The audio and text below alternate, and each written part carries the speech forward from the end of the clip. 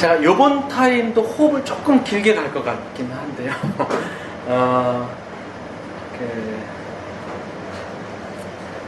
이번이 더 재밌을 겁니다. 앞에는 이제 입문적인 내용이었다면 이제 조금 더 구체적인 내용을 좀 들어갈 거니까요. 제가 몇 분만 대화해봤는데 그래도 앞부분을 잘 따라오신 것 같더라고요. 계속해서 지금 이제 이어서 가도록 하겠습니다. 창조와 새 창조까지 이야기했죠. 자, 그리고 나서 타락도 사실 제가 했네요. 넘어가겠습니다. 이제 구원 이야기, 진정한 구속사의 이야기가 이제 펼쳐지는데, 여러분, 구원 이랬을 때 이제 우리가 느껴지는 단어의 그 뉘앙스와 이미지들, 그걸 좀 잠깐 내려놔 보세요. 잠깐 내려놔 보시고, 구약 시대에 이스라엘 백성들이 구원 딱 했을 때 느껴지는 이미지가 어떤 것이었을까를 한번 생각해 볼 필요가 있어요. 이스라엘 백성들 구원 받았습니까? 물어본다면 뭐라 그럴까요? 자기네들은?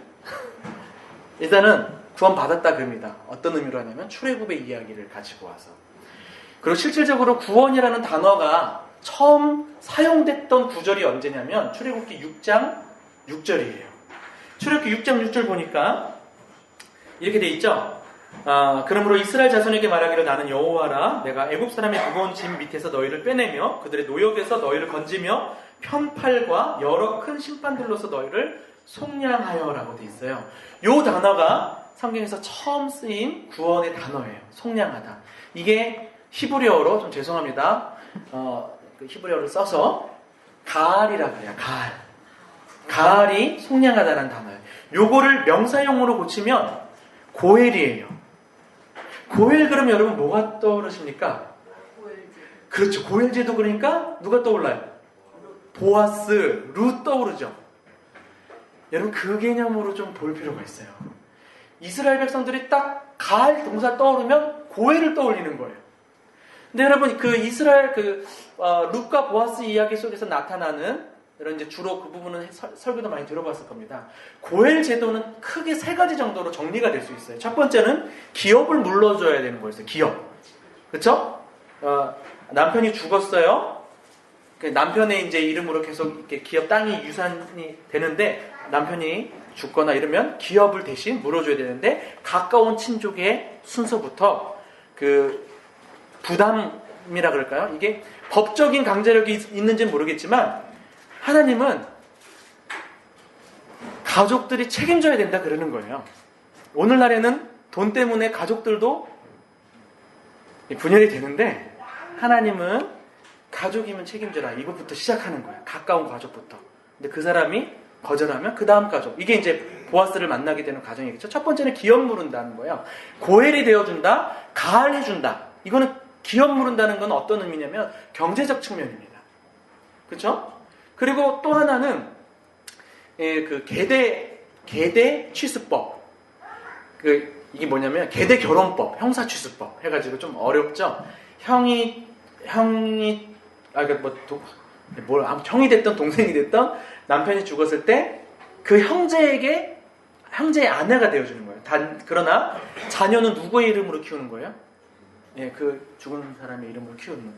근데 이게 뭐 형사취수법, 계대 결혼법 요게 고엘제도 안에 속한 것이냐 아닌가에 대해서는 논의가 좀 있는 편이긴 합니다만 그럼에도 불구하고 이렇게 딱 고엘 그러면 이스라엘 백성들이 떠오르는 이미지들은 경제적인 측면, 사회적인 측면, 또 하나는 뭐냐면 복수를 해줘야 되는 의무가 있었어요. 이게 뭐냐면 억울한 죽음을 당했어요. 누가 그 억울함을 풀어내야 돼요. 여러분 그러니까 너무 원수사랑 그러니까 억울함 푸는 거에 대해서 되게 또 신앙의 영역으로 아닌 것처럼 생각할 수 있는데 억울함을 풀어줘야 됐어요. 그래서 이건 아무나 딱 친족이 내가 가족이니까 대신 복수해줘야 돼요. 가서 대신 해코지를 하는 게 아니라 재판에 회부하라는 거예요. 가만히 내버려두지 말고 그 억울함 당한 가족을 친족들이 그 문제를 방치하지 않고 재판으로 넘겨서 회부해서 억울함을 풀어주는 정의의 회복의 문제의 차원이 있었어요. 그게 가을이에요. 여호와께서 지금 출애굽기 6장 6절에서 너희를 속량하다 했을 때는 하나님이 친족이 되어주겠다는 거예요. 하나님이 가을을 해주시는 고엘이 되어주겠다는 거예요. 여러분 이런 이미지입니다. 구약의 언어들은. 근데 우리는 이제 구원 그러면 이제 또 다른 이제 영적인 뭐 그런 것들만 생각하기가 쉽죠. 그걸 포함하는, 그러나 사회, 경제, 정의적인 측면들이 다 포함되는 총체적 개념이라는 것을 생각해 볼 필요가 있어요. 그리고 정말 중요한 그 구원 모델로서 출애굽이 있었죠. 출애굽기를 여러분 잘 보시면 이거 그냥 재밌는 그 만화에 나올 만한 그 소재라고만 생각하지 마시고 구원의 모델로서 되게 중요하게 강조하는 첫 모델이 출애굽이면서도 신약 성경의 저자들은 예수 그리스도의 구속 사건을 출애굽 모델과 연결해서 자꾸 설명하려고 하고 있어요. 그러니까 이 출애굽 모델은 우리가 더 많이 관심을 가져야 되는 모델이거든요. 출애굽 보면 재밌어요. 오해하지 마십시오. 출애굽이 죄로부터의 구원입니까? 이스라엘 백성들의 외부적인 악에 대한, 압제에 대한 구원이었어요. 놀랍죠? 오해하지 마십시오. 나중에 이스라엘의 죄의 문제는 광야에서 다루어집니다. 근데 출애굽 자체는 죄라기보다 악으로부터의 구원이었어요. 정당한 관심을 갖자는 거예요. 하나님 나라의 방해 요소는 크게 두 가지예요. 하나는 죄, 내면적인, 하나는 외부적인 악이에요. 이 두 문제가 항상 하나님 나라의 방해 요소, 저해 요소가 되고 있습니다. 특별히 출애굽은 출애굽도 여러분 생각하면 할수록 그런 총체적인 요소들이 다 있죠. 경제적인 요소, 사회적인 요소, 그런 다 있습니다. 그리고 특별히 영적 속박으로부터의 구원도 있죠. 바로의 그 속박에서부터 건져내는 거죠. 여러분, 그래서 출애굽 자체가 목적이 아니라 출애굽 이후에 출애굽기나 기타 성경을 통하여서 하나님께서 뭘 주셨어요? 제도라든지 법을 주셨잖아요. 이것도 한번 생각해 보세요. 하나님이 단지 구원해 주시는 게 목적이 아니었어요. 하나님은 그 압제로부터 구원하셔가지고 다시금 에덴 동산과 같은 하나님이 다스려 주시는 그러한 뭐라 그럴까요? 모델 샘플 같이 그러한 나라 속에 살도록 제도와 법을 준 거예요. 자, 여기서 우리가 또 한번 생각해야겠죠. 우리가 구약을 보통 세 가지로 구분합니다. 하나는 시민법, 하나는 도덕법, 하나는 의식법이에요. 이걸 가지고 우리 신앙의 선배들이 나눠줘서 이해하는데 도움은 많이 됐어요.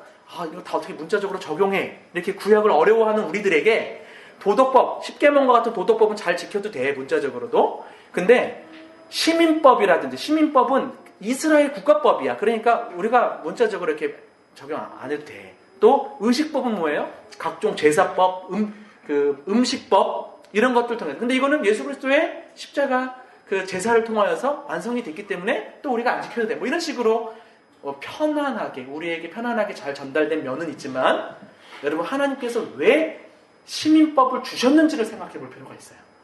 우리가 문자적으로는 안 지킨다 할지라도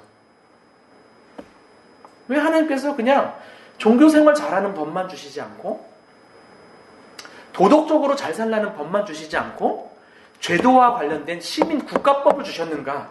하나님의 의도가 무엇인가 생각해 볼 필요가 있어요. 하나님 여전히 단지 압제로부터의 구속이 아니라 하나님 나라에 살게 하시는 거예요. 그래서 공동체가 중요해요.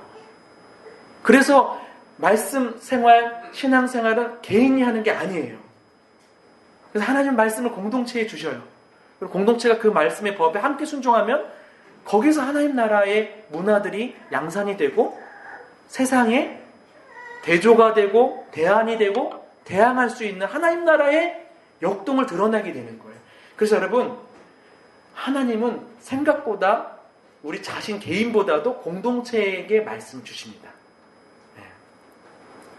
그래서 아무튼 간에 여러분, 이 부분을 좀 잘 출애굽 모델이 되게 중요한 모델이다 한번 머릿속에 두시면서요 보겠습니다. 재밌는 구절이 하나 뭐냐면 누가복음 9장 30절 31절 보면요, 문득 두 사람이 예수와 함께 말하니 이는 모세와 엘리야라. 영광 중에 나타나서 장차 예수께서 예루살렘에서 별세하실 것을 말했어요라고 됐죠. 이게 영어 성경에서 보니까 이렇게 돼 있네요. 그 디파처 그 별세가 엑소돈이라고 그 헬라어에서 돼 있어요. 그 뒷부분에 보니까 which he was about to accomplish 제가 지금 발음이 그렇습니다. accomplish at 예루살렘이면 예루살렘에서 성취할 거죠. 예루살렘에서 성취할 별세에 대해서 말한다. 이게 좀 이상하지 않습니까? 이게 번역이 조금 다시 될 필요가 있는 구절이에요. 예루살렘에서 성취될 뭐라고 할까요? 엑소돈, 출애굽이라는 거예요. 엘리야와 모세와 그 변화산에서 신비스러운 그런 아주 그 대화를 나누는데 그 대화의 주제가 새 출애굽이었던 거예요. 엑소도. 뿐만 아니라 예수님이 그 최후 만찬이 언제 있었습니까? 6월절에 있었죠. 이 끊임없이 출애굽 모델하고 연결이 되고 있어요. 예수님의 구속 사건. 그리고 예수님을 마태복음도 그렇고 의도적으로 애굽에 내려갔다 오는 얘기들을 막 하면서 예수님을 새로운 제2의 모세라든지 새 이스라엘이라든지 이런 방식으로 자꾸 예수님을 우리가 잘 못 읽어왔긴 했지만 신약의 저자들은 출애굽의 이미지를 연동해가지고 새 출애굽. 여러분 새 출애굽, 새 창조, 뭐 제2의 모세, 뭐 이런 것들이 다 하나님 나라 용어예요. 신약에서. 그렇게 돼 있다는 것을 여러분들 좀 보시면 좋겠습니다. 아까 방금 살펴봤듯이 십자가가 그래서 단지 우리의 영혼만을 구속해주는 그 효력이 있는 게 아니라 이 새롭게 창조하는 것에 있어서 모든 압제로부터 억압으로부터의 총체적 구원이라는 사실을 생각해 볼 필요가 있습니다. 자, 그럼 이제 여기까지 하니까 여러분 좀 폭은 넓혀졌을 거라고 생각되고요. 그러면 이제 하나님께서 어떻게 구속을 시작해 가시는지를 조금 더 살펴볼게요. 여러분 언약이 굉장히 중요하죠. 언약의 내용이 뭡니까? 너희는 내 백성이 되고 나는 너희의 하나님, 왕이 될 것이다. 이게 언약의 핵심입니다. 언약 그러면 우리가 근데 이제 뭐 낯설지는 않을 거예요. 많이 강조하니까. 근데 사실 이 언약의 내용 자체가 하나님 나라예요.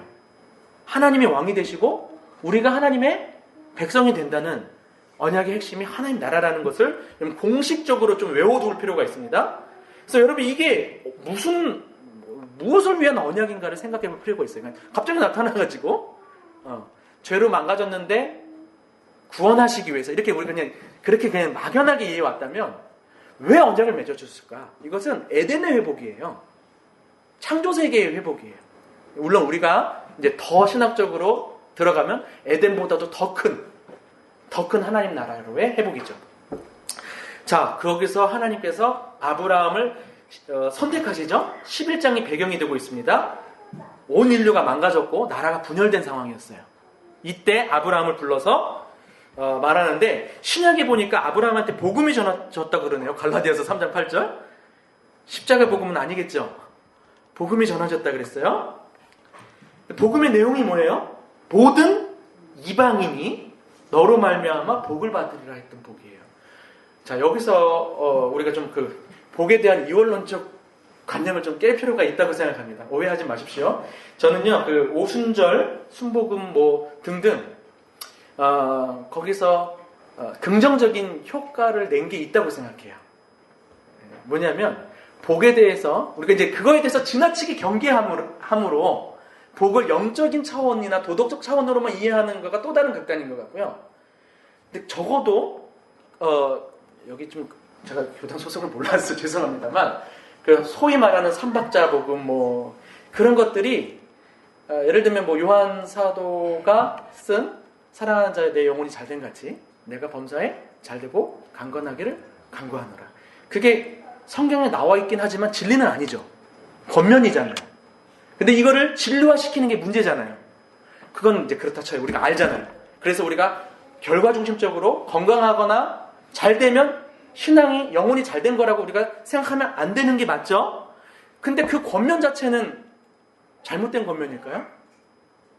우리가 건강을 위해서 또 혹은 뭐 번영이라고 칠까? 이게 좀 단어가 애매한데 그런 부분들을 위해서 여러분 기도하는 건 어떻게 생각하세요? 저는 한때 저도 건강이 안 좋았던 때가 있고 뭐 경제적으로는 항상 어려웠던 부분들이 있고 그런 거 기도하는 거를 유치한 기도라고 생각을 좀 했었어요. 나는 영원한 복을 구해야지 이런 방식으로. 근데 뭐 시간 관계상 제가 다 얘기할 수는 없겠지만 하나님께서 저를 국가 희귀성 7대 난치병에 걸려있던 저를 강직성 척추염이라는 그 목부터 발끝까지 이렇게 다 붓는 거예요, 뼈가. 그리고 이제 조금 진행이 되면 이러고 다녀야 되는 병이에요. 이렇게. 그 고민정 아나운서 남편이 걸린 병. 뭐 다 할 필요가 없어요. 근데 아무튼 그걸 통해서 제가 아예 움직이지 못했어요. 그 청년들이 와가지고 밥해 먹이고 제 동생이 회사 안 가는 날엔 막 머리 감겨주고 그렇게 집에서 4년 전에 그렇게 제가 화장실도 못 갔죠. 일어나는데 몇 시간, 문턱까지 가는데 몇 시간. 근데 요만한 문턱 못 넘어서 다 큰 애가 울고 막 그랬던 시간이 불과 3, 4년 전이었네요. 근데 저는 구속 사건을 경험했어요. 하나님의. 지금 약도 안 먹어요. 저는 하나님의 하나님 나라가 선포되고 모든 어둠과 악이 물러가는 그 자리들이 다 하나님 구속 사건 중에 하나의 모습들로 나타난다고 해요. 저는 그런 구속 사건을 또 아마 저의 이런 거 말고도 여러분 다양하게 사실은 경험하고 있지 않습니까? 저는 그래서 지금 사람들 누가 뭐 아프거나 그러면 더 적극적으로 기도해야 된다는 생각하고요. 그 모든 하나님도 싫어한다고 생각하세요? 하나님이 그 세상의 어둠과 악의 문제들 있죠? 그래서 죽음의 문제들. 그게 세상의 나라예요. 죽음으로 향하고 어둠으로 향하는. 근데 하나님 나라는 빛으로 향하고 생명으로 하는 양하잖아요. 그걸 예수 그리스도가 성취해 주신 거고. 저는 그걸 선포하면서 더 적극적으로 기도해야 되는 부분이라고 생각해요. 아브라함한테 가서 복이 되라 그랬을 때 우리가 이거를 처음에 당황스러운 거예요. 이게 왜냐면 복 그러면 또 이제 그런 생각들이 들어서 에덴의 회복이에요. 그리고 새 에덴의 회복이죠. 그래서 여러분 선교가 뭐냐면 복을 주는 게 선교예요. 복을 주는 게 선교인데 어떻게 그 선교가 되는지를 좀 볼게요. 여러분 11페이지에서 창세기 18장 18절 19절을 별표를 3개를 쳐주시고 같이 한번 읽겠습니다. 시작. 아브라함은 강대한 나라가 되고 천하 만민은 그로 말미암아 복을 받게 될 것이 아니냐. 내가 그로 그 자식과 건속에게 명하여 여호와의 도를 지켜 의와 공도를 행하게 하려고 그를 택하였나니 이는 나 여호와가 아브라함에게 대하여 말한 일을 이루려 함이니라. 자, 앞에서부터 써볼게요. 자, 굵은 글씨 뭐가 있나요? 19절에 보니까 창세기 18장 19절 여호와의 도가 나왔고요. 이거 잘 보이시나요? 여호와의 도. 그래서 뭘 행하라고요? 의와 공도. 그래서 어떻게 한대요? 이걸 위해서 택했대요. 택함. 그래서 또 어떻게? 뭘 이루는데요? 말한 것을 이룬다 그랬죠. 말한 것을 이루도록. 이게 지금 크리스토퍼 라이트의 관점인데 여러분 사실은 이거 너무 아쉬운 우리 번역하신 분들이 너무 모든 성경들을 잘 번역했다고 저는 보지만 감사하지만 제일 아쉬운 번역이 여기에요. 자꾸 같은 단어를 이제 알아듣지 못하게 번역한다든지 다르게 번역한다든지 그런 걸 통해서 성경이 뭘 강조하는지를 잘 캐치 못하게 하는 면들이 있어서 그 중에 하나는 딱 요거예요. 요게 사실은 원어에는 이게 공이고 이게 정의예요. 이 공의는 이거 지금부터 이거 좀 반복되니까 좀 여러분 외워두세요. 째다카예요. 째다카. 정의는 미슈파트예요. 히브리어는 이것만 여러분들이 이해하시면 될 것 같아요. 이렇게 이제 쓰여진 거를 의와 공도로 지금 번역해놨어요. 자, 여호와의 도를 통해서 의와 공도를 행하게 하는 거. 이거는 윤리라고 할 수 있을까요? 윤리? 위에 3. 택했대요. 택함 그러면 여러분 뭐가 생각나요? 유기와 예정과 막 이런 식으로 생각나죠? 자, 봅시다. 말한 것이 뭐예요? 19절에 말한 것. 바로 윗절에 있네요. 뭐예요? 만민이 그로 말미암아 복을 받는다. 만민의 복이잖아요. 이게 요즘 말로 하면 선교가 될 겁니다. 선교. 이거는 택함, 선택. 이거는 윤리가 될 거예요. 우리말로 이제 윤리, 선택, 선교. 여기서 우리가 생각해볼 부분들이 좀 많이 있습니다. 우리의 선택은요, 선택 자체를 위한 선택이 아니라 누군가를 유기하고 선택받은 걸로에 대해서 감사하게 하는 선택이 아니라 왜 선택했냐? 선교를 위한 선택이라는 걸 기억해야 돼요. 선교를 위한 선택. 그렇죠? 우리 자꾸 이게 선택과 유기를 막 이렇게 신학적으로만 접근할 게 아니라 하나님께서 우리를 왜 선택해 주셨을까요? 만민에게 만민에게 복을 전하는 선교를 위해서 우리를 선택하신 거예요. 그쵸? 아멘 하셔야 돼요. 자, 그런데 이 선택했는데 여기서 뭘 행하게 하려고요? 이 선교가 어떤 방식으로 일어나요? 공의와 정의를 통해서 선교가 일어난대요. 이게 무슨 말인가 싶을 겁니다. 이제 기본적으로 당연히 복음은 전해야 돼요. 근데 정의와 공의를 통해서 선교한다? 이러면 이제 잘 안 와닿죠. 정의와 공의를 통해서 선교한다. 일단 선교에 대한 개념부터 또 다시 좀 확장할 필요가 있습니다. 크리스토퍼 라이트가 쓴 하나님 백성의 선교라는 책에 보면 선교라는 단어의 개념을 이렇게 생각하게끔 도전해요. 먼저 원어가 뭐냐면 보냄을 받다라는 개념이에요. 보냄을 받다. 근데 구약에서 사람들이 보냄을 받는 게 우리가 알듯이 종교적인 복음을 전하도록 보냄을 받는 건 아니잖아요. 요셉이 보냄 받아서 뭐 했습니까? 이스라엘 백성들을 뭐 이렇게 하게 하는 것도 있지만 그 땅에 그 기근의 문제를 해결하기도 하고 또 요셉이 총리가 되자마자 한 일이 뭐냐면 땅을 다 순찰하면서 애굽의 5분의 1 토지법을 만들어요. 유명한 지금도. 그러니까 요셉도 그렇고 아브라함을 통해서 만민에게 복을 전하는 복. 또 모세 불러서 압제로부터 구원하는 복. 뭐 이런 그러니까 하나님께서 구약에서 사람을 보내는 것들을 보면 선교가 뭔지를 우리가 유추할 수가 있는 거예요. 또 하나 미션이라는 단어잖아요. 미션을 우리가 일반적으로는 어떻게 씁니까? 임무로 쓰죠. 임무. 오늘의 미션. 런닝맨. 미션처럼 어떤 과업이에요. 과업. 이게 다 선교예요. 근데 우리는 선교 그러면 종교적으로 이게 그 해외에 가서 복음을 전하는 걸로만 생각해요. 물론 그것도 중요한 선교인데 기본적인 선교 개념 자체는 하나님이 하시는 일이 선교예요. 하나님이 만민에게 복을 전하는 게 선교예요. 근데 그걸 위해서 하나님의 백성들에게 요구하는 게 있어요. 그게 정의와 공의예요. 그 정의와 공의는 어떻게 이루어낼 수 있습니까? 여호와의 도를 따라가야지 되는 거예요. 일단 이게 지금 큰 그림을 하나 기본적으로 여러분 하나님께서 구속해가는 방식 일단 구약에서 좀 이런 내용이 있구나. 정의, 공의 이런 단어도 좀 교회 문화 안에서 좀 들어보기가 어려웠을 단어일 수도 있습니다만 지금 이렇게 봐야 돼요. 그래서 여러분 물론 복음을 전하기 위해서 윤리도 중요하죠. 말만 전하지 않고 삶이 받쳐져야 되는 것도 중요하지만 그 삶 자체가 선교가 되어야 돼요. 그리고 우리 제가 여기다 안 써놨는데 그 보시가 쓴 선교에 대한 정의가 뭐냐면 Encounter with the world예요. 단어 뜻이 맞죠? Encounter with the world. Encounter, 세상에 딱 들어가는 그게 선교예요.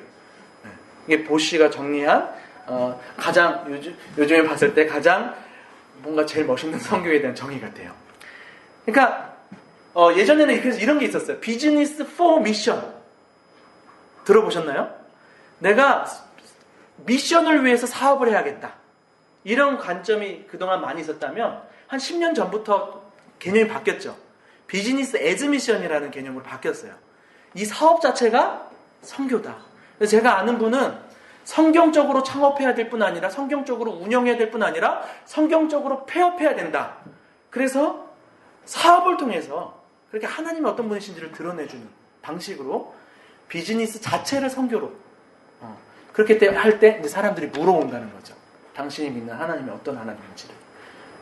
그래서 이런 좀 선교에 대해서도 여러분 폭을 오해하지는 마십시오. 저는 복음 전도를 하지 말라는 게 아니고 이게 제일 중요한 건데 성취된 그 왕에 대한 소식을 전파하는 거니까 굉장히 중요한 건데 선교라고 했을 때 이렇게 너무 우리가 폭좁게만 보면 이제 성경이 잘 또 안 읽히는 거예요. 워낙 우리한테는 지상명령, 선교명령이 너무 우선순위에 와 있다 보니까 우선순위가 되는 것까지는 좋아요. 그러면 차선순위라도 잘 봐야 되는데 우선순위 아니면 우리는 다 밀어버리니까 그래요.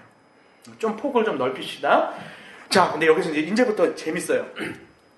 하나님께서 복의 통로가 되겠다 하신다 했는데 이 공의와 정의가 나왔잖아요. 그게 계속해서 구약에서 나타나요. 하나님이 이스라엘 왕이나 이스라엘 민족을 통해서 요걸 행하게 하세요. 그러면 이스라엘 이방 민족들이 여호와께 돌아오는 일이 발생해요. 자, 봅시다. 그 전에 하나만 또 볼게요. 정의와 공의가 시편 97편 1절 2절 보시니까 여호와께서 다스리시나니 그러면 이제 하나님 나라죠. 그렇게 이제 공식처럼 보는 거예요. 땅은 즐거워하며 허다한 섬은 기뻐할지어다. 우리만 기뻐하는 게 아니에요. 하나님의 다스림이. 구름과 흑암이 그를 둘렀고 의와 공평. 여기도 번역을 이렇게 해놓으니까 우리가 잘 몰라요. 근데 의가 째닥하고 공평이 정의예요. 영어로는 righteousness랑 justice예요. 요게 그의 보좌의 기초로다 그랬어요. 다시 말하면 하나님 통치의 기초가 뭐라고요? 정의와 공의라는 거예요. 이걸 여러분, 이걸 오늘 이 시간에서 좀 이제 머릿속에 담아둬야 할 단어라고 생각돼요. 이 정의와 공의라는 단어가 사실은 신약으로 이어지는 의로움하고도 연결이 되기 때문에 그래요. 자, 이 정의와 공의가 하나님 통치의 기초이고 아브라함을 선택해서 선교를 위해서 요거를 요구하셨던 하나님이었죠. 봅시다. 시편 72편을 보니까 1절에 하나님이여 주의 판단력, 요게 뮤시파트예요. 그러니까 번역이 이렇게 되니까 우리가 잘 못 보죠.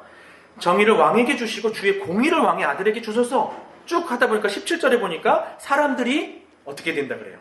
그로 말미암아 복을 받으리니 모든 민족이.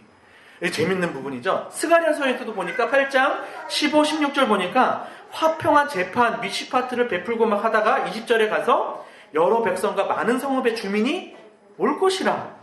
이사야서에서도 보니까 3절에 보니까 눈에 보이는 대로 심판하지 아니하며 그의 귀에 들리는 대로 판단하지 아니하며, 아마 이 판단도 그 미시파트 단어일 것 같은데, 공의로 가난한 자를 심판하며, 이게 째데크예요.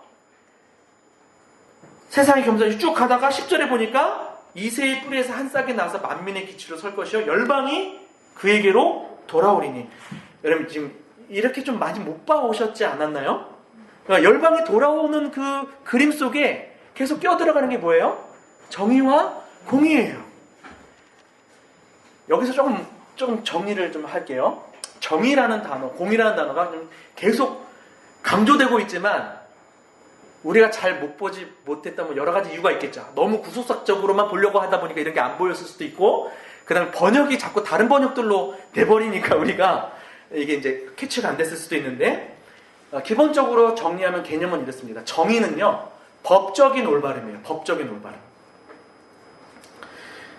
그러니까 하나님의 정의는 법적인 올바름이고, 이게 그 70인용으로 번역될 때는 크리노라고 번역돼요. 크리노. 그 다음 공의는요, 관계적인 올바름이에요. 관계적인 올바름. 그래서 신약으로 넘어가면 디카이오라는 단어로 많이 번역돼요. 헬라어에서. 요거 좀 따라오세요. 제가 너무 언어를 여기까지만 좀 쓸 것 같아요.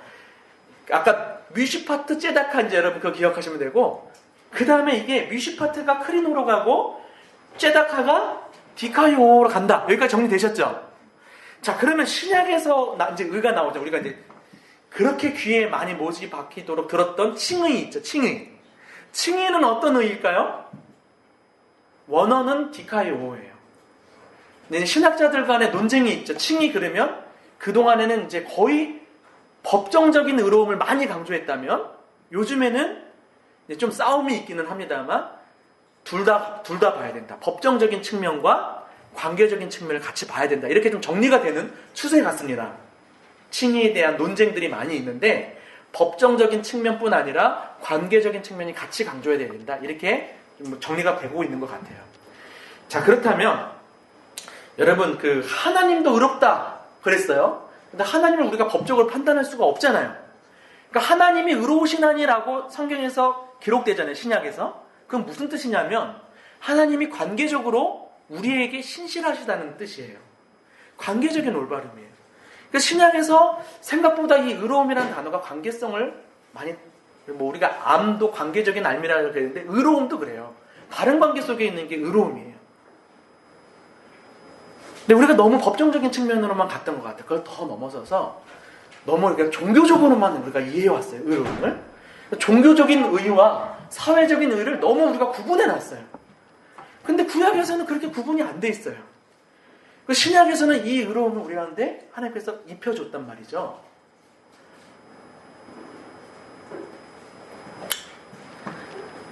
지나치게 우리가 의를 신학적으로나 종교적으로만 보지 않도록 주의할 필요가 있습니다. 그러면 구약 선지자들이 수토록 강조했던 사회적 정의에 관한 부분들은 우리가 취사선택하고 넘겨버릴 수가 있어요.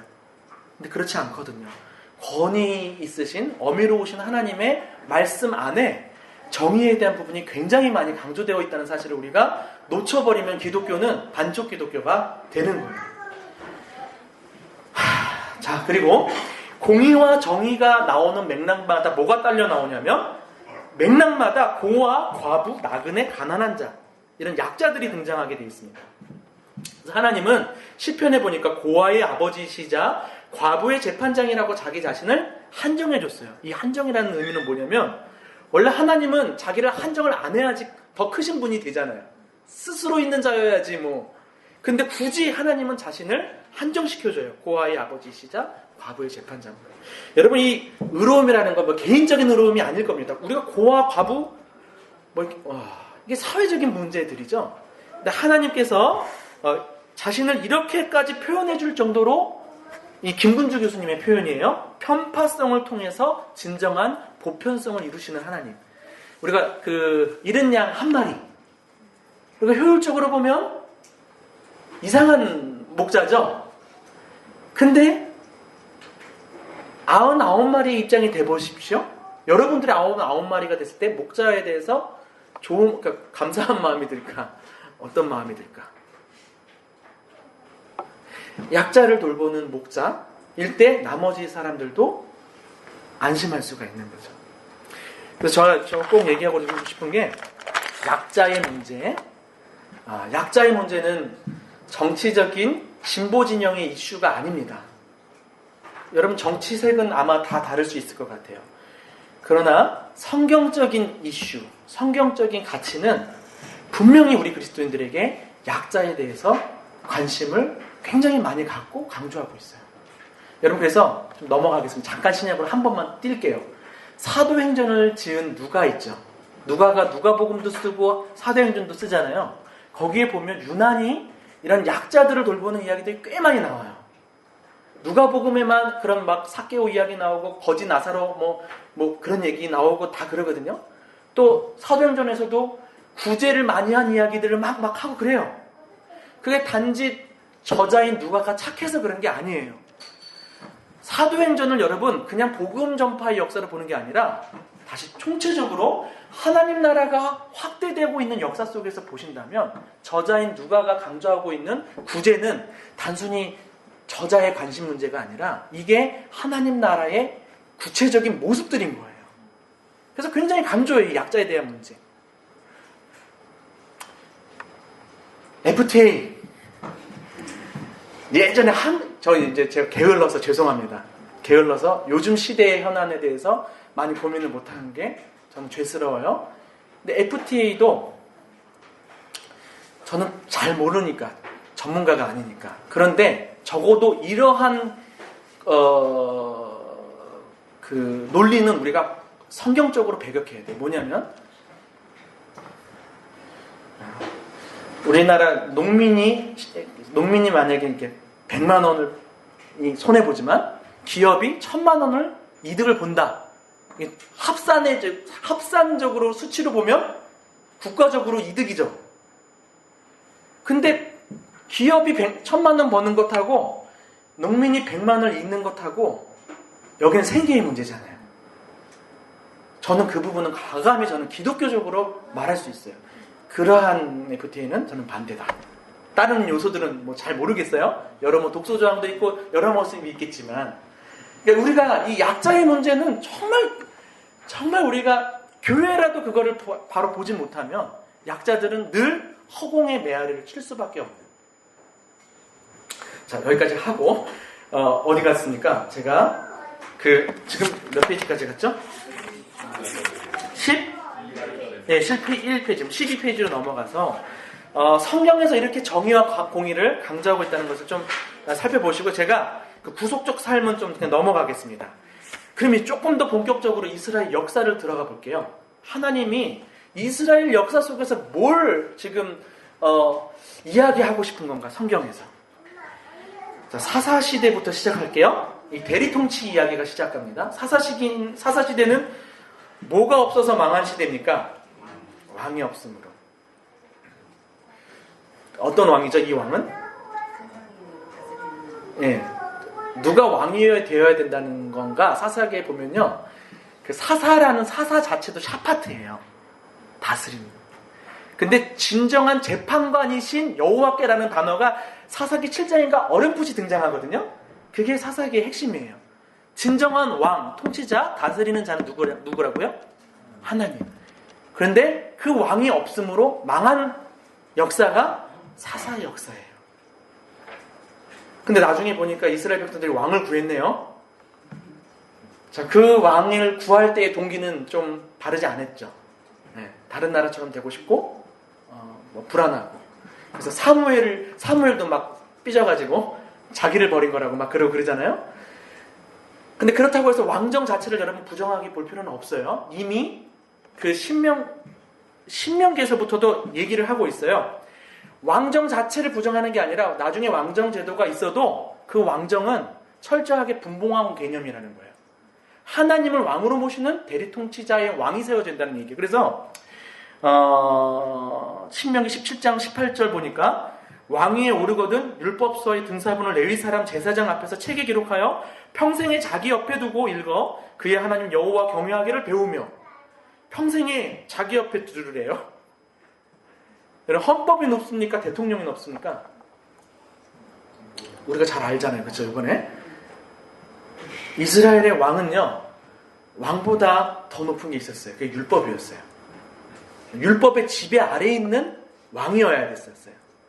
그리고 이런 그런 긍정적인 측면도 있어요. 나중에 왕직의 역할을 하는 예수 그리스도를 또 예표해주는 또 왕정의 긍정적인 너무 그냥 무조건 하나만 가지고 부정적으로만 볼 필요는 없을 것 같아요. 근데 왕에 대한 이야기가 나오는데 그래서 사사기가 뭐 우리가 여러 가지 이슈들이 있죠. 왜 그렇게 고난이 왔는가? 약속의 땅을 떠나서 그런 건가?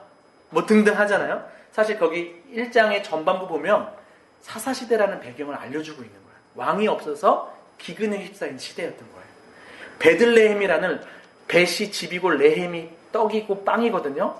떡집에 떡이 없어진 얘기, 빵집에 빵이 없어진 얘기예요. 왕을 제대로 섬기지 못했기 때문에 하나님의 통치를 제대로 받지 않아서 그런 것부터 시작해갖고 결국 결론이 어디서 끝납니까? 마지막에 그 히브리 성경에 보면 사사기의 마지막 끝이 단어가 데이빗이에요. 다윗으로 끝나요. 네? 그쵸? 루키. 제가 죄송합니다.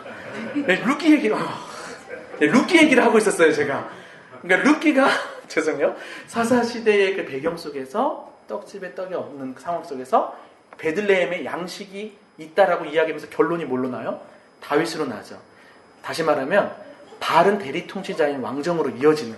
그래서 루키가 사사기와 왕정의 연결고리라고 우리가 배워왔죠.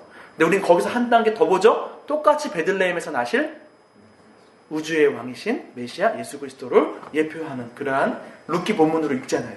그렇게 이어집니다. 드디어 다윗이 등장했네요. 다윗이 처음 한 일이 뭘까요? 언약궤를 모셔와요.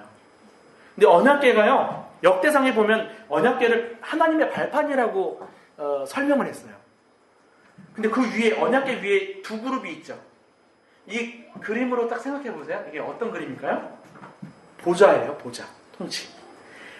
다윗이 왕이 되자마자 한 일이 뭐냐면 여호와의 통치를 구하고 여호와의 통치를 인정하고 그게 너무 기쁜 거예요. 하나님이 다스리는 언약궤를 모셔왔죠.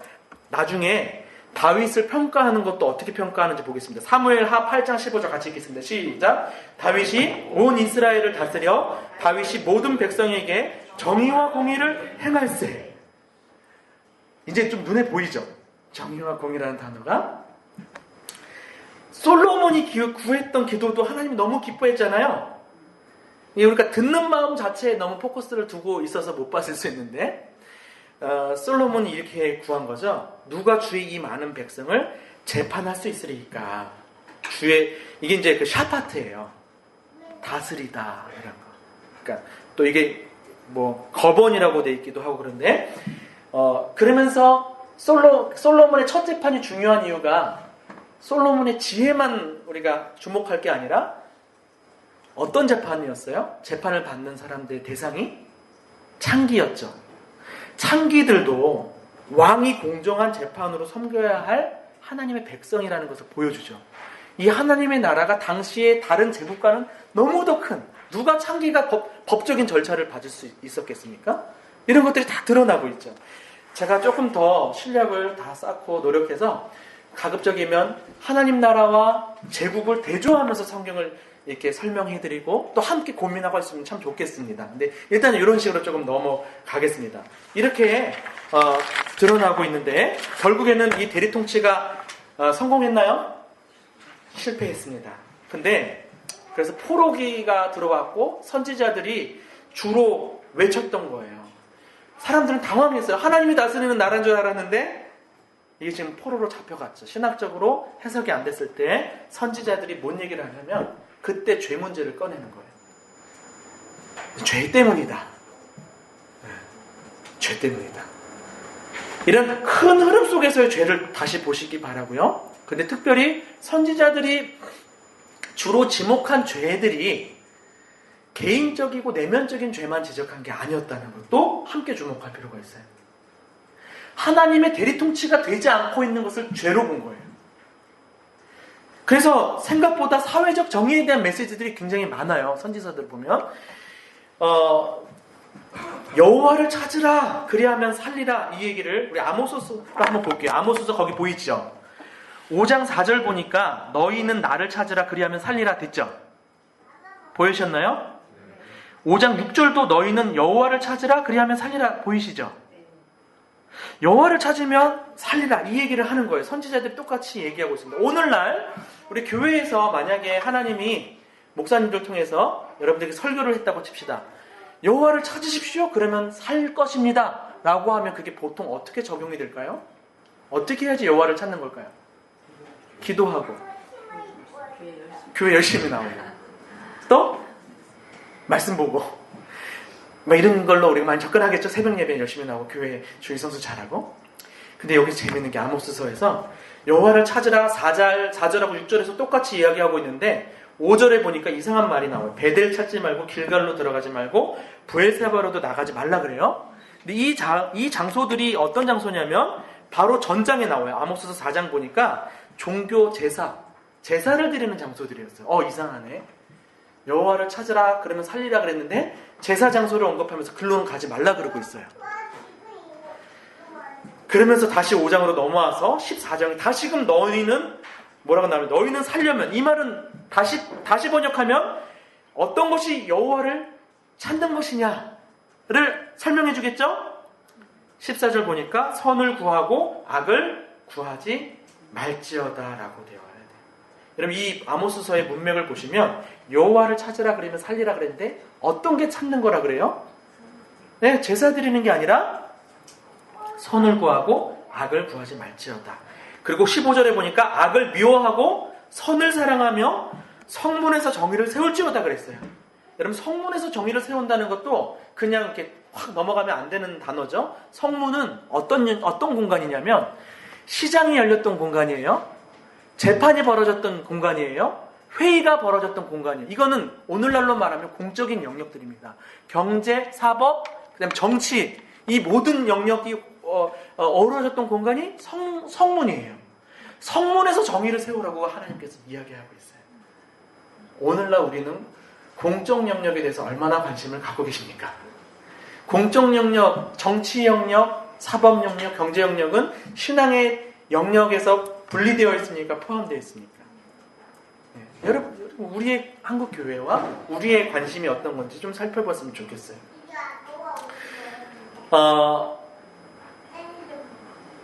비슷한 이야기가 이사야서에서도 나와요. 이사야서는 더 노골적이죠. 하나님이 뭐라 그래요? 11절부터 막 보니까 너희들이 아무리 제사하고 하는 거 나는 기뻐하지 않는다 그러죠? 13절 보니까 헛된 제물이라 그러고요. 내가 가증히 여긴다 그래요. 원인은 뭐라 그래요? 성애와 아울러 악을 행하는 거 견디지 못하겠는 겁니다. 15절 더 끔찍한 충격적인 얘기예요. 너희가 아무리 기도할지라도 내가 듣지 아니하겠다. 우린 잘못하면 더 기도를 많이 하잖아요. 그렇죠? 아무리 기도해도 하나님 듣지 않겠다라고 이야기하는 게 이사야서 1장의 내용이에요. 충격적이에요. 재물 아무리 열심히 드려도 너희들의 종교적 열심 다 너희가 기뻐하는 거다 그러면서 물리쳐요. 오해하지 마십시오. 하나님이 그럼 제사 드리지 말라는 거냐? 그게 아니라 문제는 성회와 아울러 악을 행하는 거. 그러니까 하나님께서 받으시는 예배가 되려면 성전 안이 아니라 성전 밖에서 하나님 앞에 잘 살아야 되는 거예요. 예배를 잘 드리기 위해서 삶도 잘 살아야 되는 게 원리인데 우리는 반대가 됐죠. 바깥에서 잘 못 살기 때문에 예배라도 잘 드려서 좀 그렇게 가지 않습니까? 16절 보니까요. 저는 이제 그 18절로 바로 넘어갔어요. 여호와께서 말씀하실 때 오라 우리가 서로 변론하자. 너희의 죄가 주홍 같을지라도 눈과 같이 희어질 것이요 진흥 같을지라도 붉을지라도 양털같이 희게 되리라. 갑자기 복음이 확 왔네. 제가 이 구절 가고 한번 제가 초등학교 설교로 실수한 적이 있습니다. 이 구절을 설명하면서 이제 십자가로 막 간 거예요. 맛을 보여주면서 요우도 용액 탁 놓고 십자가 목걸이에다가 뒤에다가 무슨 약인가 그런 거 하나 이게 묶어놓으면요. 야 너희들 죄가 이렇게 붉어도 십자가로 들어가잖아? 그럼 금방 이렇게 맑아지거든요. 너무 좋은 설교 재료였어요. 근데 맥락을 제가 놓쳤던 실수한 설교였습니다. 이게 갑자기 복음으로 점프한 게 아니에요. 십자가로. 지금 하나님이 뭔 얘기를 하냐면 근데 이상해요. 예배드리지 말라 막 그러는데 갑자기 18절에 기도하지도 말라 그러더니 변론하자. 너희의 죄가 주홍 같을지라도 희어질 것이라고 막 그래요. 근데 그 답은 16, 17절입니다. 16, 17절 같이 읽겠습니다. 시작. 너희는 스스로 씻으며 스스로 깨끗하게 하여 내 목전에서 너희 악한 행실을 버리며 악행을 그치고 배우며 정의를 구하며 학대받는 자를 도와주며 고아를 위하여 신원하며 과부를 위하여 변호하라 하셨느니라. 여러분 이 구절을 왜 여기에 껴있는지를 잘 보셔야 돼요. 이 구절이 있기 때문에 18절이 있는 거예요. 그러면 18절은 어떻게 해석이 돼야 되냐면 너희가 이제라도 선행을 배우고 정의를 구하면 너희 죄가 주홍 같을지라도 이렇게 보니까 갑자기 좀 또 긴장이 되죠. 우리 구원론하고 지금 이게 행위구원처럼 막 돼버릴 것 같아서 십자가가 우리의 죄를 맑게 하는데 하나님은 이사야를 통해서 구약에 이 얘기를 하고 있어요. 오히려 제사 드리고 헌금하고 기도하는 거가 아니라 삶 똑바로 살으라고. 이렇게 얘기하면 이제 저를 어떻게 보실까? 오늘날 교회에서 예배만이 살 길이다, 복음만을 전하자라고 많이 외치는데요. 다시 생각해 볼 부분이 있습니다. 그 복음이 삶이 필요 없는 복음인지, 그리고 예배가 삶이 필요 없는 예배인지를 봐야 돼요. 윤리주의를 경계한다는 의미하에 우리가 10번을 설교하면 9번은 적어도 십자가를 전해야 된다. 일리 있는 말일 수 있습니다. 오늘날 맥락 속에서 어떤 부분에 있어서는. 그런데 마치 이런 것 같아요. 복음만 전하면 자동적으로 다 변할 것이다. 그렇게 얘기해요. 여러분 복음은 성경 전체가 복음이죠. 바울이 서신서를 쓰면서 전반부에는 복음을 기술하고 뒷부분은 윤리를 이야기해요. 그렇죠? 로마서도 그렇고 에베소, 빌립보서 다 그러잖아요. 저는 만약에 이 입장이라면 서신서의 후반부 없어서도 됐어요. 복음만 전해서 다 바뀌니까. 좀 다른 부분입니다. 그렇죠? 구원을 얻는 데 있어서는 행위로서는 구원을 얻을 수 없어요. 이거는 확실해요. 그렇죠? 그러나 우리의 삶은 굉장히 중요한 부분이고 그 자체가 선교의 도구이자 선교 자체가 된다는 거예요. 그래서 우리가 기독교인의 신앙생활 거기에 있어서 우리가 너무 삶이 배제되어 있지 않았나. 그리고 그 삶이라는 측면도 너무 개인적인 측면만 주목하고 있지 않았나. 여기서 이야기하는 거예요. 선행을 배우래요. 정의를 구하래요. 그 내용이 그냥 단순히 우리가 개인적으로 깨끗하게 죄짓지 않고가 아니라 적극적이에요. 학대받는 자를 도와주래요. 고아를 위하여 신원해주래요. 과부를 위하여 변호하래요. 적극적으로 찾아 나서라는 거예요. 너무 길어지는 것 같습니다. 이 부분에서 요약적인 평가가 여기에 나타납니다. 이스라엘의 대리통치의 역사가 어떻게 결론내냐면 너무 이사야 선지자가 정말 똑똑하게 이렇게 언어 유희를 썼더라고요. 여러분 잘 아는 포도원의 노래입니다. 같이 읽겠습니다. 시작. 무릇 만군의 여호와의 포도원은 이스라엘 족속이요 그가 기뻐하시는 나무는 유다 사람이라. 그들에게 정의를 바라셨더니 도리어 토학이요 그들에게 공의를 바라셨더니 도리어 부주지음이었도다. 이거 제가 가로하고 원어를 썼잖아요. 재밌죠? 뮤시파트를 바랬더니 뮤시파흐가 나왔고, 째다카를 바랬더니 째아카가 나왔어요. 여러분, 이걸 통해서 하나님이 이스라엘 백성, 이스라엘의 왕과 백성들을 통해서 뭘 원하셨는지 너무 명확하게 드러나죠? 이게 그냥 단순히 성경에 있는 좋은 단어들 중에 하나가 아니라 하나님 나라의 기본적인 가치로서 정의와 공의가 강조되고 있어요. 하나님은 이스라엘 백성들에게 정의를 구했고 공의를 구했어요. 바랬어요. 기대했어요. 그런데 외형적으로는 비슷해 보여요. 째다카, 체아카, 미슈파트, 미슈파흐. 외형적으로는 비슷해요. 외형적인 종교적인 색채도 다 비슷해요. 그러나 열매는 완전히 잘못된 열매들이었죠. 포악과 부르짖음이었다. 이게 이스라엘의 역사에 대한 총평입니다.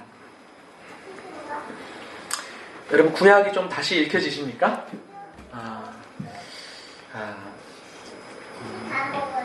네. 제가 시간 좀 잠깐 좀 더 구약까지 좀 가고 잠깐 또 쉬겠습니다. 일단 이 정도까지 여러분 보셨으면요, 이게 이스라엘의 역사가 어떻게 흘러갔는지 하나님 나라 관점에서 좀 여기까지 왔어요. 실패했어요, 이스라엘은. 그런데 하나님은 여기서 아주 파격적인 회복 프로젝트를 이어가시죠. 뭔 얘기를 하냐면 하나님이 직접 다스려 주겠다는 얘기를 하는 거예요. 이스라엘이 이렇게 실패했는데 대리 통치가 아니라 본인이 직접 통치하겠다는 얘기가 이제 선지서 후반부에 막 펼쳐 나오는 겁니다. 예레미야에서 보니까 다윗의 가지가 나타나죠. 그게 조금 더 구체화되면서 이사야서에 가니까 한 왕이 여기도 뭐로 예레미야도 마찬가지네요. 한 의로운 가지가 나오는데 뭐를 행할 것이래요? 정의와 공의.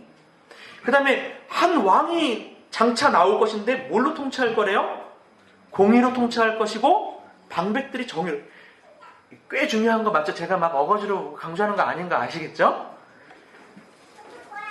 여호와의 말씀이 계속 나오는 거예요. 다윗의 가지가 나오고 메시아가 나올 것인데 3번을 봅시다. 미가서에 보니까 나 여호와가 시온산에서 이제부터 영원까지 그들을 다스리리라. 하나님이 직접, 그러니까 메시아의 이야기들이 이제 메시아 이퀄 하나님으로 간 거죠. 그러면서 다니엘서에 보니까 뭐라 그러냐면 하나님이 한 나라를 세우시니 이것은 영원히 망하지도 아니할 것이니 영원한 나라를 세우신다는 거예요. 하나님이 왕으로 다스리신 나라인데 영원한 나라예요. 그리고 거기서 우리가 잘 아는 새 언약이 맺어집니다. 이 새 언약은 하나님의 백성을 창조하는 내용이에요. 같이 읽어볼까요? 시작. 그러나 그날 후에 내가 이스라엘 집과 맺을 언약은 이러하니 곧 내가 나의 법을 그들의 속에 두며 그들의 마음에 기록하여 나는 그들의 하나님이 되고 그들은 내 백성이 될 것이다. 여호와의 말씀이십니다. 여러분, 이 말씀이 아까 언약 공식, 하나님 나라 공식이라고 그랬죠. 결국은 하나님 나라를 이제는 하나님께서 완벽하게 회복시킬 건데 그 백성을 본인, 하나님이 창조하실 거다. 이 얘기를 한 거예요. 자, 그리고 나서 메시아의 역할들을 우리가 곳곳에서 볼 수 있는데 하나님께서 왕으로 다스리는 그 상황 속에서 메시아의 주된 역할이 뭐냐면 죄사함이었어요. 아까 이스라엘 백성들이 이렇게 실패한 원인이 죄 때문이었죠. 메시아가 와서 이 문제부터 해결하는 거예요. 이 문제부터 스가랴서에 보니까 이 땅의 죄악을 하루에 제거하리라. 자, 좀 연결이 되죠? 이 죄의 문제가 굉장히 중요한 거예요. 오늘날 우리가 잘못했어요, 죄인이에요, 막 이런 차원보다 전체 하나님 나라 관점에서 죄가 어느 위치에 있는지 좀 보이시죠?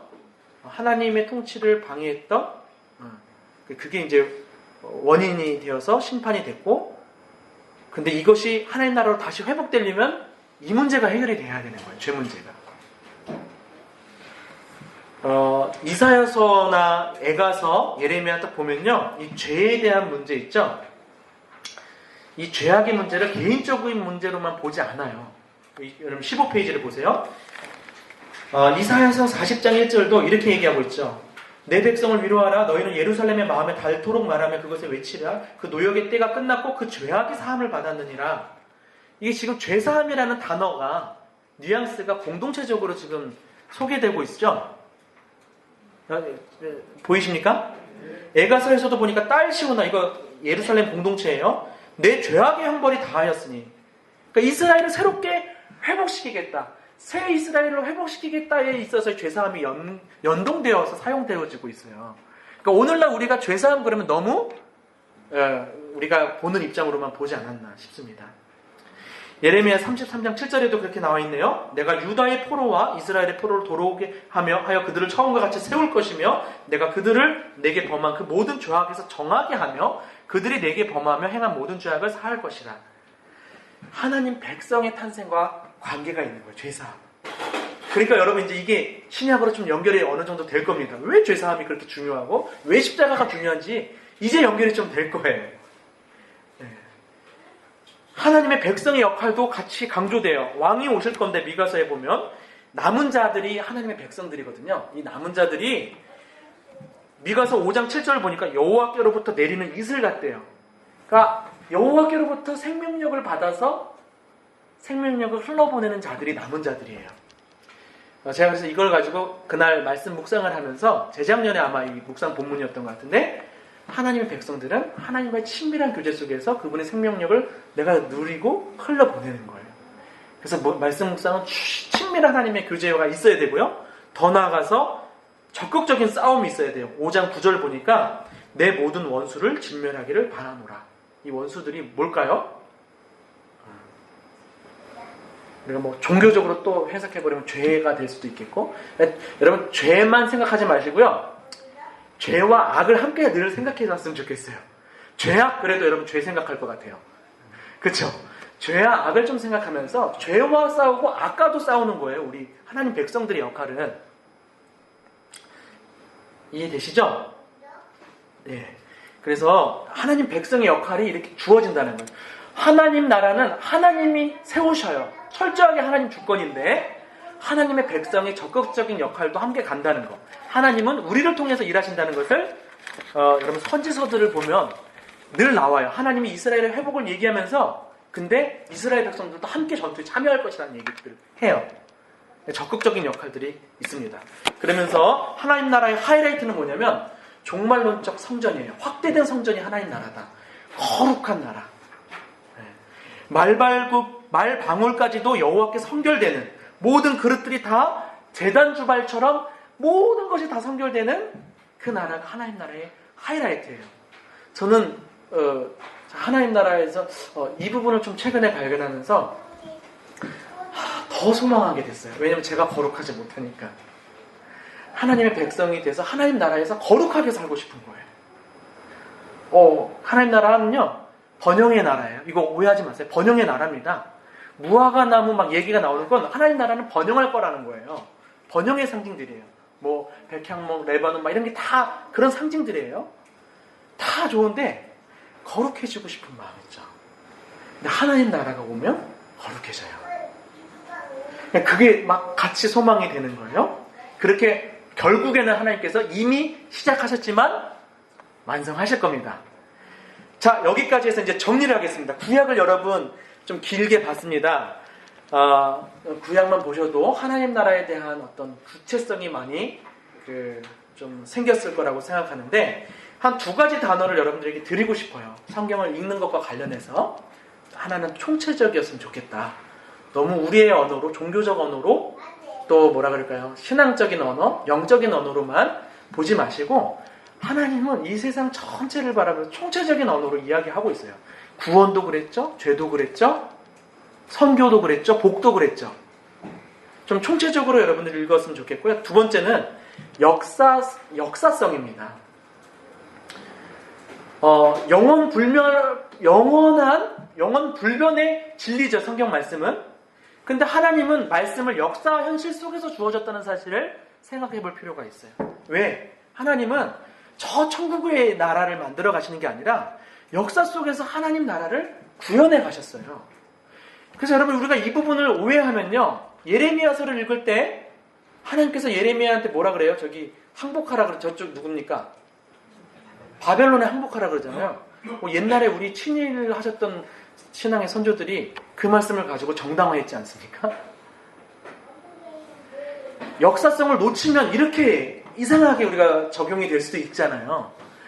역사성을 반드시 우리가 좀 주목해야 돼요. 이게 초월적이고 어떤 관념적인 그러한 철학적인 그런 진리를 우리가 허공에 붙잡고 살아가는 게 기독교가 아니라 진공상태에 있는 교회나 진공상태에 있는 신앙생활이 아니라 하나님은 우리가 이 역사 현실 속에서 하나님의 대리 통치자가 돼서 살아가기를, 우리의 공동체가 하나님의 대리 통치 공동체가 되기를 바라신다는 거예요. 여러분, 그래서 구약을 읽을 때 최대한 역사성을 살리면서 읽어야 돼요. 이거는 우리가 성경 해석할 때 아주 중요한 전제입니다. 당시의 역사적 배경, 상황적 배경을 모르게 되면 제대로 된 해석을 할 수 없다. 이건 그래서 우리가 많이 공유되어 있어요. 여기까지는 우리가 왔다고 칩시다. 그렇다면 그 읽었던 말씀을 오늘날의 역사로 이어가는 데 우리가 더 노력을 기울여야 돼요.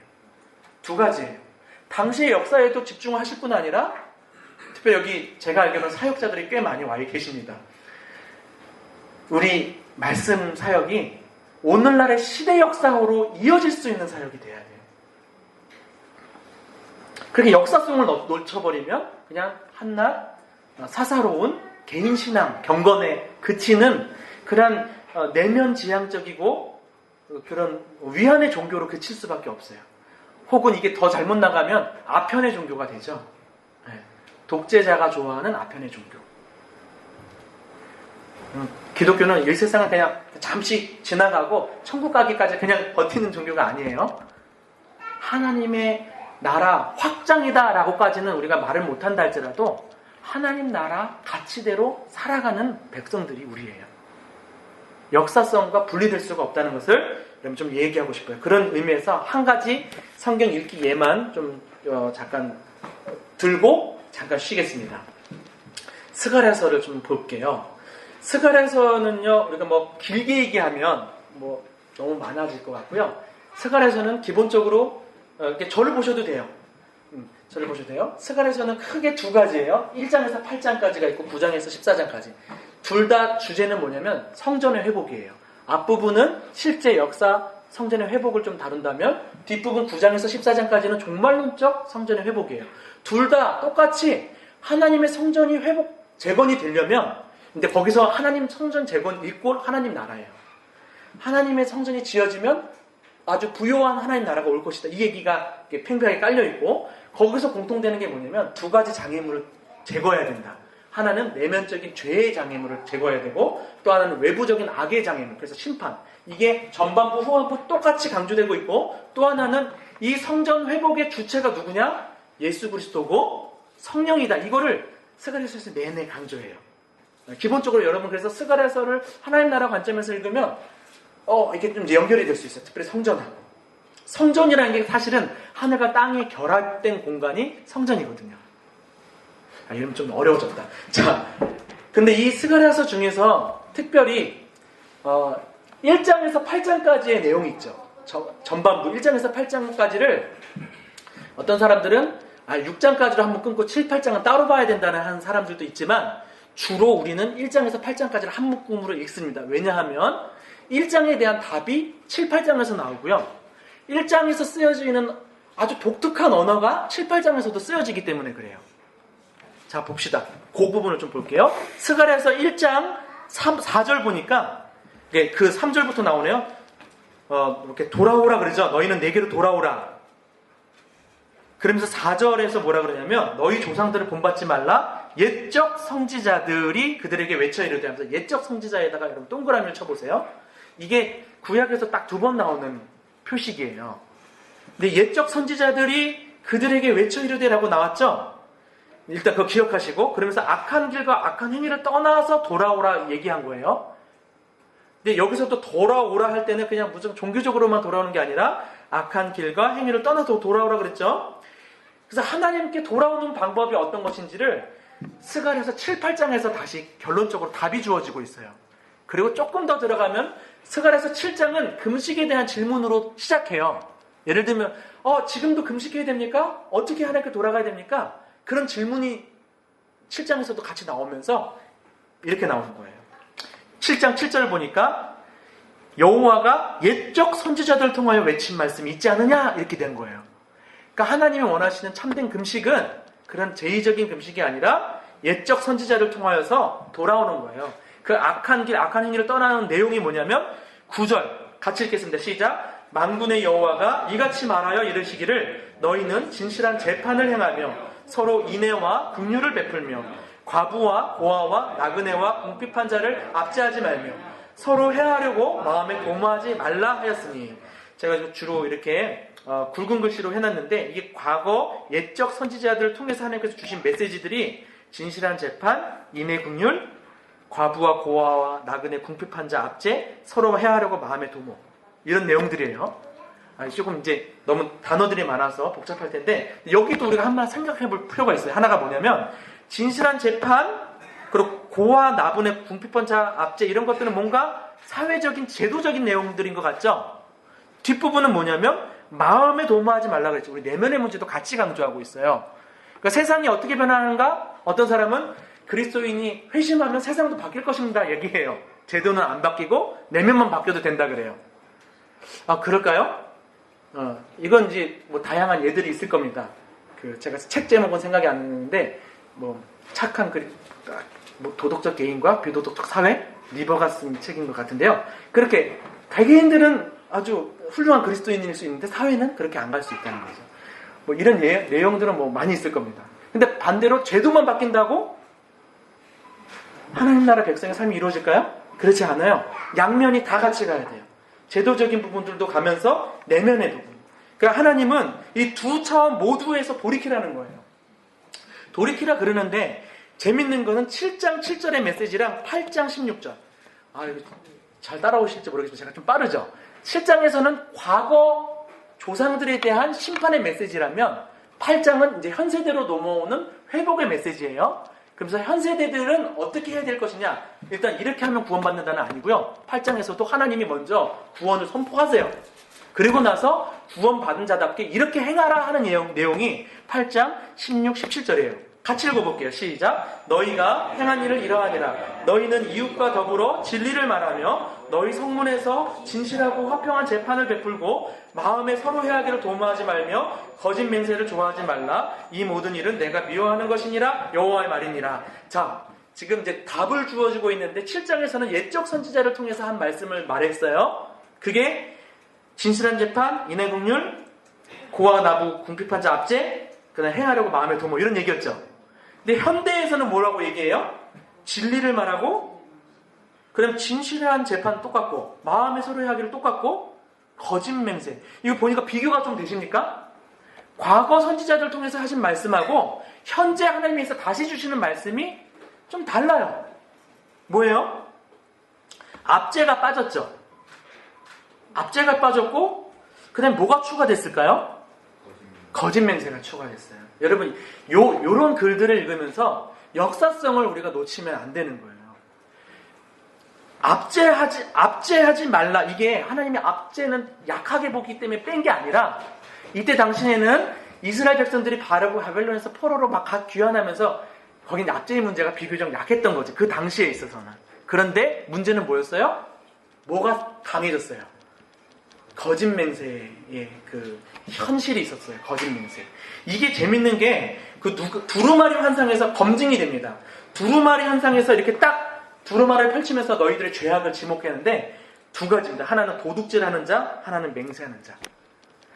여러분 이걸 보시면서 제가 뭐 다른 걸 이야기하려는 게 아닙니다. 뭐 첫 번째로는 우리가 너무 개인적으로만 읽지 말고 사회적인 불의들도 함께 보면서 읽으라는 얘기일 뿐 아니라 역사성을 보면서 읽으라는 거예요. 하나님이 이전에는 또 과거 선지자들 쪽에서 똑같이 했던 말씀인데 지금은 좀 달라졌잖아요. 이게 뭐 성경을 왜곡한 게 아니라 그 역사 현실에 맞게 말씀이 외쳐지고 있는 거예요. 무슨 얘기를 하려는지 조금 아시겠습니까? 우리가 하나님의 말씀을 보면서 당시의 역사 현실을 보면서 읽더라도 이것을 오늘날의 역사 현실로 연결할 때는 충분히 우리 역사 현실을 묵상하면서 거기에 연결할 수 있는 말씀 사역이 일어나야 된다겠죠. 뭐 이렇게까지 해도 너무 원론적이긴 합니다만 그렇게 최대한 역사성을 살리는 읽기가 필요합니다. 여러분 적용이 왜 어려울까요? 여기 큐티 단체이기도 한데 큐티 할 때 적용이 왜 어려울까요? 하나는 본문을 잘 모르기 때문에 어려울 수 있어요. 그래서 본문 묵상을 잘해야겠죠. 또 하나는 자기 자신을 잘 알아야 돼요. 그래서 기도가 필요해요. 나로 연결해야 되니까. 하나 우리가 잘 못하는 게 뭐냐면 세상을 잘 몰라서 안 돼요. 적용의 무대, 적용의 장인, 세상을 우리가 너무 몰라요. 말씀을 실천해야 할 장인, 세상은 너무 모르니까 시대로 연결해서 적용이 하기가 어려운 거죠. 그래서 우리가 말씀 묵상을 잘 하려면 이 성경만 잘 알아야 되는 게 아니라 시대 현실에 대해서 주목하고 피하지 않고 묵상하면서 기도하면서 끌고 가셔야 돼요. 그래야지 말씀이 오늘날의 현실과 만나는 거고 그런 현실과 내가 혼자 어떻게 싸우겠습니까? 공동체가 필요한 거죠. 각계전투가 아니라. 좀 그런 방식으로 우리의 말씀 묵상이 좀 더 세계관적이 되어야 되겠고요. 그리고 공동체적이 되어야 할 것입니다. 우리 정리하면서요. 쉬면서 잠깐 10분 쉬겠습니다. 쉬면서 여러분 이제는 좀 이렇게 한번 여기 구약까지 쭉 강의를 듣고 보니까 여러분 하나님 나라에 대한 키워드들이 조금 더 생기지 않았을까 싶습니다. 그래서 이거 조금 적고 쉬는 시간들을 좀 잠깐 갖도록 하겠습니다. 예, 잠깐 또